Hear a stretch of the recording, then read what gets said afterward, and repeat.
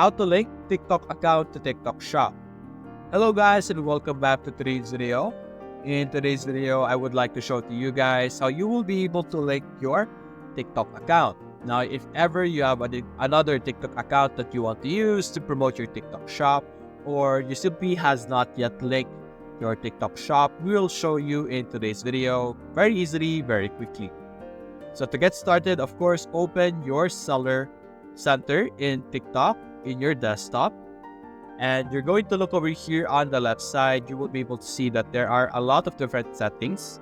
So look for the one that says My Account. After seeing that, scroll down a bit or select the My Account over here to reveal the drop down. And you will be able to see Seller Profile, Account Setting, and Link TikTok Accounts. Simply select Link TikTok Accounts. And you will be able to see the currently linked account that you have. There are also marketing accounts that you could easily add. As you can see here, if you want to have a marketing account in TikTok, you can simply click on Link New TikTok Account over here. Now, this will only be available if you're no longer or you're not under probation period. So that's it guys. If you enjoyed this video, leave a like and subscribe. Thanks for watching.